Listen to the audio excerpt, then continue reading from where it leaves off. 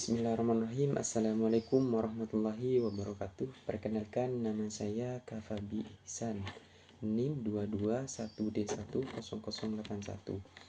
Saya dari Fakultas Keguruan Ilmu Pendidikan. Saya dari Prodi Pendidikan Ekonomi.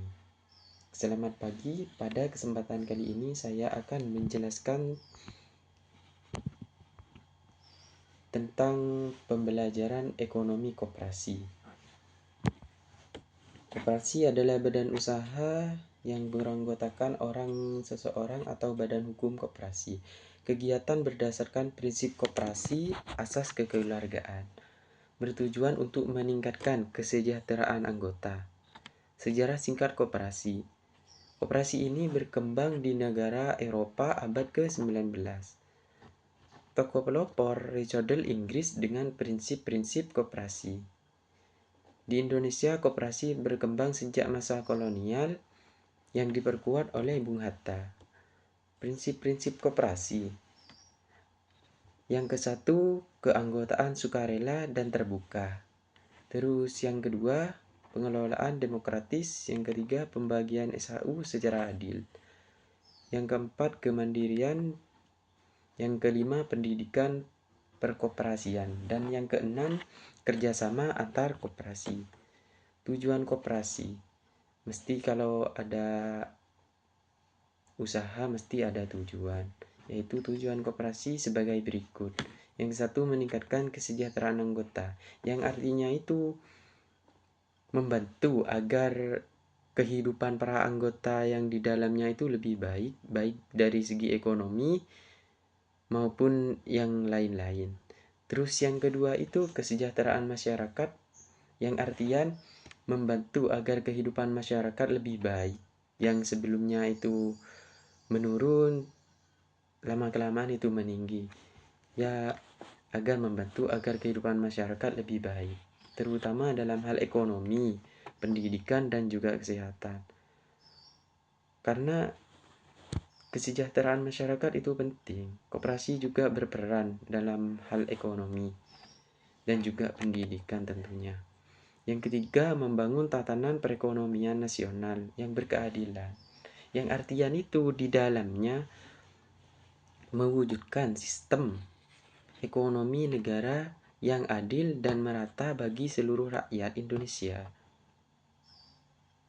Ya, yang di dalamnya itu mewujudkan sistem negara yang adil, yang sekiranya dalam satu negara itu merata di seluruh rakyat.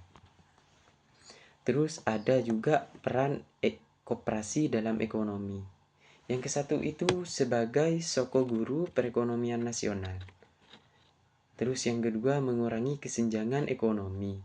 Yang ketiga, menyediakan layanan dan kebutuhan anggota. Terus yang terakhir itu mendorong usaha mikro dan kecil.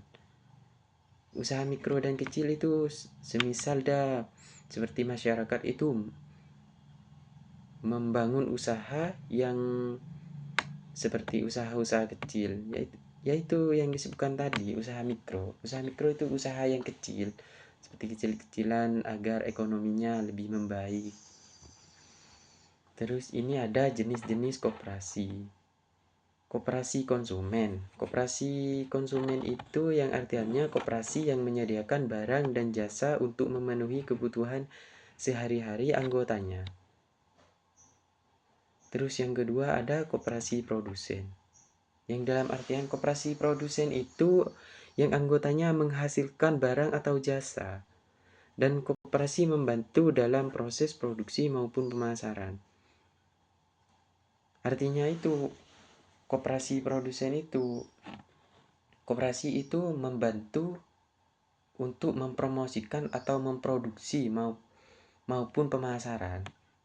Terus yang ketiga ada koperasi jasa. Koperasi jasa itu menyediakan layanan jasa untuk memenuhi kebutuhan anggotanya. Terus yang keempat, koperasi simpan pinjam, yang biasa disingkat kalau di pelajaran koperasi itu KSP. Koperasi yang menyediakan layanan menyimpan uang tabungan dan meminjamkan uang kepada anggotanya. Yang artian di dalamnya itu menyediakan layanan menyimpan uang tabungan. Sehingga di dalam koperasi itu anggotanya itu menyimpan uang untuk menabung dan meminjamkan uang kepada anggotanya. Terus yang terakhir, koperasi serba usaha atau yang biasa disingkat dengan KSU. Yang artian menjalankan berbagai jenis usaha dalam satu koperasi seperti perdagangan, simpan pinjam, penyediaan kebutuhan anggota. Ya, KSU itu menjalankan berbagai jenis usaha seperti yang di dalamnya itu koperasi itu menjalankan berbagai usaha ya seperti perdagangan, simpan pinjam, penyediaan kebutuhan anggota, dan lain-lain. Dan juga di dalam koperasi itu mesti ada struktur organisasi koperasi. Yang di dalamnya itu tertera beberapa bagian. Yang ke satu itu anggota. Anggota itu pertemuan yang diadakan oleh anggota suatu organisasi atau koperasi untuk membahas dan mengambil keputusan penting. Rapat anggota itu seperti acara kumpulan yang di dalamnya itu menjelaskan atau mengambil keputusan yang akan dibuat koperasi ini ke depannya bagaimana. Terus yang kedua itu pengurus. Pengurus itu orang yang terpilih untuk mengelola, menjalankan dan mengatur kegiatan suatu organisasi atau koperasi. Pengurus itu yang mengelola sistemnya yang ada di dalam koperasi itu. Terus yang ketiga itu pengawas. Pengawas itu orang yang bertugas mengawasi jalannya organisasi atau koperasi. Harus ada karena di dalam koperasi itu harus ada pengawas sehingga bisa mengawasi lancarnya jalannya organisasi atau koperasi. Terus yang keempat, manajer. Manajer itu orang yang memimpin. Yang dalam artian itu orang yang memimpin koperasi yang paling atasan, yang mengatur dan mengelola koperasi itu sendiri. Terus yang terakhir itu ada karyawan koperasi. Mesti kalau ada perusahaan atau kantor atau yang lain mesti ada karyawan. Karena kalau tidak ada karyawan, perusahaan itu tidak akan berjalan. Karyawan itu yang bekerja di dalamnya. Terus kegiatan usaha koperasi. Penyediaan kebutuhan anggota. Yang dalam artian itu memberikan atau menyediakan barang dan jasa yang dibutuhkan oleh para anggotanya. Terus yang kedua itu jasa simpan pinjam. Yang dalam artian layanan untuk menyimpan uang dan meminjamkan uang kepada anggotanya. Ya, layanan untuk meminjamkan uang dan meminjamkan uang kepada anggotanya itu semisal ada di dalam anggota koperasi itu menyimpan uang untuk dipinjamkan uang kepada anggotanya. Terus yang ketiga itu usaha produksi barang. Yang dalam artian itu kalau usaha produksi barang itu kegiatan membuat atau menghasilkan barang tertentu untuk dijual atau digunakan. Lebih tepatnya itu kegiatan membuat atau menghasilkan barang untuk dijual itu untuk digunakan sebagai alat-alat yang diperlukan. Terus yang terakhir ini ada jasa pelayanan. Jasa pelayanan itu kan terbagi-bagi. Yang semisal yang ke satu itu transportasi, kesehatan, pendidikan, dan yang lain-lain. Studi kasus koperasi.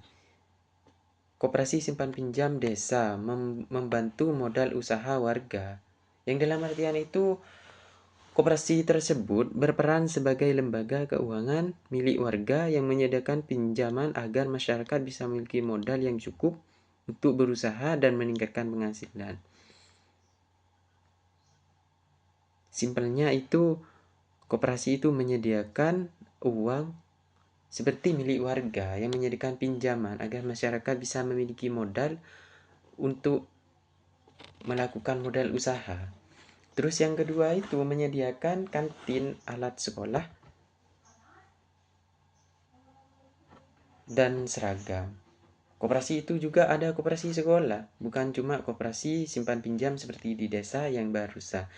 Koperasi sekolah itu ada juga yang berfungsi sebagai tempat belanja siswa untuk memenuhi kebutuhan belajar dan kebutuhan sehari-hari di lingkungan sekolah. Terus yang ketiga itu ada koperasi petani. Koperasi petani itu memasarkan hasil panen secara kolektif, mengumpulkan hasil panen dari para petani lalu memasarkan sebagai suatu kelompok agar mendapatkan harga yang lebih baik. Koperasi itu membantu itu juga untuk pemasaran lebih baik dan lebih mudah. Dan juga ada koperasi primer dan koperasi sekunder. Koperasi primer adalah koperasi yang beranggotakan orang seseorang atau individu, bukan badan hukum atau koperasi lain. Jadi koperasi primer itu koperasi seorangan, individu. Dan yang kedua ini koperasi sekunder. Koperasi sekunder ini timbal baliknya. Koperasi sekunder adalah koperasi yang anggotanya terdiri dari beberapa koperasi primer, bukan perorangan. Jadi koperasi sekunder itu gabungan dari koperasi primer, dari koperasi satu ke koperasi lain. Koperasi merupakan pilar penting dalam meningkatkan kesejahteraan anggota dan membangun ekonomi kerakyatan. Sekian dari penjelasan dari saya. Semoga bermanfaat.